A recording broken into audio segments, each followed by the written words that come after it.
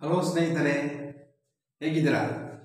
ಪುನಃ ನಿಮಗೆ ಸ್ವಾಗತ ಸುಸ್ವಾಗತ. ಕಳೆದ ಬಾರಿ ನಾನು ನಿಮಗೆ ಸರ್ಪಕ್ಕೆ ದೇವರ ಶಾಪ ಎಂಬ ವಿಷಯದಲ್ಲಿ ಹೇಳಿದೆನು. ಅಂದರೆ ಸರ್ಪದ ರೂಪದಲ್ಲಿದ್ದ ಸೈತಾನಿಗೆ ಹೇಗೆ ದೇವರು ಶಾಪ ಕೊಟ್ಟನು. ಈಗ ನಾನು ನಿಮಗೆ ದೇವರು ಮೊದಲ ಸ್ತ್ರೀಗೆ ಶಾಪ ಕೊಟ್ಟ ವಿಷಯದಲ್ಲಿ ನೋಡೋಣ. ಹೇಗೆ ದೇವರು ಪ್ರಥಮ ಸ್ತ್ರೀಗೆ ಈ ವಿಷಯದಲ್ಲಿ ಪವಿತ್ರ ಬೈಬಲ್ ಏನು ಹೇಳುತ್ತದೆ ಎಂದು ನಾವು ಹಳೆ ಒಡಂಬಡಿಕೆ ಪುಸ್ತಕದಿಂದ ಆದಿಕಾಂಡ ಅಧ್ಯಾಯ 3:16 ಹೀಗೆ ಹೇಳುತ್ತದೆ. ನಾನು ಹೀಗೆ ಓದ್ತೀನಿ. ಆಮೇಲೆ ಸ್ತ್ರೀಗೆ, ನೀನು ಗರ್ಭಿಣಿಯಾಗಿರುವ ಕಾಲದಲ್ಲಿ ಬಹು ಸಂಕಟ ಪಡಬೇಕೆಂದು ನಾನು ನೇಮಿಸಿದ್ದೇನೆ. ಕಷ್ಟದಿಂದಲೇ ಮಕ್ಕಳನ್ನು ಇರುವಿ. ಗಂಡನ ಮೇಲೆ ನಿನಗೆ ಆಶೆ ಇರುವುದು, ಅವನು ನಿನಗೆ ಒಡೆಯನಾಗುವನು. ನಾವಿಲ್ಲಿ ಈ ವಾಕ್ಯವನ್ನು ಓದುವಾಗ 3 ವಿಷಯಗಳನ್ನು ಗಮನಿಸ್ತೇವೆ. ಸರ್ವಶಕ್ತನಾದ ದೇವರು ಏನು ಹೇಳಿದನು, ಏನು ಸ್ತ್ರೀಗೆ ಯಾವ ರೀತಿಯಲ್ಲಿ ಶಾಪ ಕೊಟ್ಟನು. ಮೊದಲನೇದಾಗಿ ಹೇಳ್ತಾನೆ, ನೀನು ಗರ್ಭಿಣಿಯ ಕಾಲದಲ್ಲಿ ಬಹು ಸಂಕಟ ಪಡಬೇಕು. ಎರಡನೇದಾಗಿ, ಕಷ್ಟದಿಂದಲೇ ಮಕ್ಕಳನ್ನು ಇರುವಿ. ಮೂರನೇದಾಗಿ, ಗಂಡನ ಮೇಲೆ ನಿನಗೆ ಆಶೆ ಇರುವುದು, ಅವನು ನಿನಗೆ ಒಡೆಯನಾಗು. 3 ಸಂಗತಿಗಳನ್ನು ನಾವು ನೋಡ್ತಾ ಇದ್ದೇವೆ ಅಲ್ವಾ. ಮೊದಲನೇದಾಗಿ ಏನು ಹೇಳ್ತಾನೆ ದೇವರು, ಸ್ತ್ರೀಗೆ ಗರ್ಭಿಣಿ ಆಗುವಾಗ ಬಹು ಸಂಕಟ ಪಡಬೇಕು ಎಂಬ ಶಾಪ ಕೊಡುತ್ತಾನೆ ಎಂದು ನಾನು ನಿನಗೆ ನೇಮಿಸಿದ್ದೇನೆ ಎಂದು ಹೇಳ್ತಾರೆ ದೇವರು. ನಾವು ನೋಡ್ತಾ ಇದ್ದೇವೆ, ಇದು ಎಷ್ಟು ಕಷ್ಟಕರವಾದ ಸಂಗತಿ. ಒಂದು ಮಗು ಜನ್ಮ ತಾಳಬೇಕಾದ್ರೆ ತಾಯಿಯ ಗರ್ಭದಲ್ಲಿ 9 ತಿಂಗಳು ಆ ಮಗು ಬೆಳೆಯಬೇಕು. ಅದನ್ನು ಸುರಕ್ಷಿತವಾಗಿ ತಾಯಿ ಕಾಪಾಡಬೇಕು. ಅದೆಷ್ಟು ಬೇನೆ ನೋವುಗಳು ಅನುಭವಿಸಬೇಕು. ಅದು ಮಾತ್ರವಲ್ಲದೆ ಹಾಗೆಷ್ಟು ಸಂಕಟ ಪಡಬೇಕು ಅಲ್ವಾ. ಹಳೆ ಕಾಲದಲ್ಲಿ ತುಂಬ ಮಕ್ಕಳಿತ್ತು. ಈಗ ಒಂದು ಮಗುವನ್ನು ಅಥವಾ ಗಂಡು ಅಥವಾ ಹೆಣ್ಣು ಜನಿಸಬೇಕಾದ್ರೆ ಅದು ದೊಡ್ಡದು.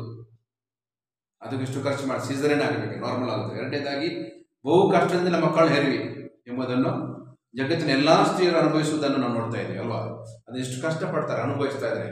ಆದರೆ ಈಗಿನ ಒಂದು ಕಾಲದಲ್ಲಿ ಎಷ್ಟು ಕಷ್ಟ ಇದೆ. ಒಂದು ಮಗು ಜನಿಸಬೇಕಾದ್ರೆ ಅದು ನಾರ್ಮಲ್ ಆದರೆ ಪರವಾಗಿಲ್ಲ, ಆದರೆ ಸೀಸರೇನ್ ಇನ್ನೂ ಕಷ್ಟ. ಆದ್ದರಿಂದ ಇಂಥ ಒಂದು ನೋವಿನ ಪರಿಸ್ಥಿತಿ ಇದೆ. ಕಾರಣ ಏನದಕ್ಕೆ? ಮೊದಲ ಮನುಷ್ಯನು ದೇವರ ವಿರುದ್ಧವಾಗಿ ಪಾಪ ಮಾಡಿ. ಯಾವ ಪಾಪ? ದೇವರು ಹೇಳಿದ ಮಾತು ಕೇಳಿಲ್ಲ. ಜ್ಞಾನದ ಮರ, ಒಳ್ಳೇದು ಮತ್ತು ಕೆಟ್ಟದರಿವು ಮಾಡದ ಜ್ಞಾನದ ಮರದ ಹಣ್ಣನ್ನು ತಿನ್ನಬಾರ್ದು ಅಂತ ಹೇಳ್ಕೊಂಡು ದೇವರು ಹೇಳಿದನು. ಆದರೆ ಅವ್ರು ಏನು ಮಾಡಿದ್ರು, ಅದಕ್ಕೆ ಅವಿಧರಾಗಿ ಅತ್ಯಂತ ಕಾರಣ ದೇವರ ಶಾಪ ಬಂತು. ಈ ಮೊದಲ ಶಾಪವು ಸ್ತ್ರೀಗೆ ಬಹು ಸಂಕಟವನ್ನು ತರುವಂಥದ್ದಾಗಿದೆ. ಬೇರೆ ಇತರ ಪ್ರಾಣಿಗಿಂತಲೂ ಸ್ತ್ರೀಗೆ ಬಹಳ ಕಷ್ಟಗಳನ್ನು ಅನುಭವಿಸಬೇಕಾಗ್ತದೆ. ಹಾಗೆ ಮಗಳು ಜನನ ಕೊಡುವಾಗ ಅಷ್ಟು ಕಷ್ಟಗಳು ಆಕೆ ಸಂಭವಿಸಬೇಕು. ಇದೆಲ್ಲ ಬಹು ಕಷ್ಟಕರವಾದ ಸಂಗತಿ ನಾವು ನೋಡ್ತಾ ಇದ್ದೇವೆ ವಿಶ್ವದ ಎಲ್ಲ ಕಡೆಗಳಲ್ಲಿ. ಮೂರನೇದಾಗಿ, ಗಂಡನ ಮೇಲೆ ನಿನಗೆ ಆಸೆ ಇರುವುದು, ಅವನು ನಿನಗೆ ಒಡೆಯನಾಗುವನು ಅಲ್ವಾ. ಇವತ್ತು ನಿನಗೆ ಆಸೆ ಪಡ್ತಾರೆ ಅಲ್ಲ. ಇವತ್ತು ಎಂಥ ಪರಿಸ್ಥಿತಿ ಆಗಿದೆ. ಒಬ್ಬರನ್ನು ಒಲಿಸಬೇಕಾದ್ರೆ ಎಂತೆಲ್ಲ ಚಂದವಾದ ಬಟ್ಟೆಗಳು ಹೊಡಿಸ್ತಾರೆ, ಮುಖಕ್ಕೆಲ್ಲ ಮೇಕಪ್ ಮಾಡ್ತಾರೆ, ಬಣ್ಣ ಬಣ್ಣದ ಬಟ್ಟೆಗಳನ್ನು ತೊಡುತ್ತಾರೆ, ಬೇರೆ ಬೇರೆ ಥರದ ಒಡವೆಗಳನ್ನ ಹಾಕ್ತಾರೆ. ಆಮೇಲೆ ಈಗಿನ ಪರಿಸ್ಥಿತಿ ಹೇಳುವಾಗ ಬಟ್ಟೆ ಹೇಗೆ ತೊಡ್ತಾರೆ ನಿಮಗೆ ಗೊತ್ತಿದೆ ಅಲ್ವಾ. ಅದಕ್ಕೋಸ್ಕರ ಎಷ್ಟೊಂದು ಲಕ್ಷಗಟ್ಟಲೆ ಖರ್ಚು ಮಾಡ್ತಾರೆ, ಕೋಟಿಗಟ್ಟಲೆ ಖರ್ಚು ಮಾಡ್ತಾರೆ. ಸ್ಕಿನ್ ಎಲ್ಲ ವಿಷಯದಲ್ಲಿ ಕೂಡ ಅವರು ಖರ್ಚು ಮಾಡಿಕೊಂಡು ಎಂಥ ಪರಿಸ್ಥಿತಿಯಲ್ಲಿ ಕೂಡ ಯವನ ಥರ ಆಗಿ ಕಾಣಿಸುವ ಹಾಗೆ ಮಾಡ್ತಾರೆ. ಇದೆಲ್ಲ ಕಾರಣ ಆಸೆ ಅಲ್ವಾ. ಅದರಿಂದ ಅವಳಿಗೆ ಆಸೆ ಇದೆ. ಆದ ಕಾರಣ ಇದು ಗಂಡನು ತಾನು ಮನೆಯ ಮತ್ತು ಕುಟುಂಬದ ಪಾತ್ರವನ್ನು ನಿಭಾಯಿಸುವಂತಹದ್ದು ಆತನ ಹುಟ್ಟುಗುಣದಲ್ಲಿ ಬಂದಿರ್ತದೆ.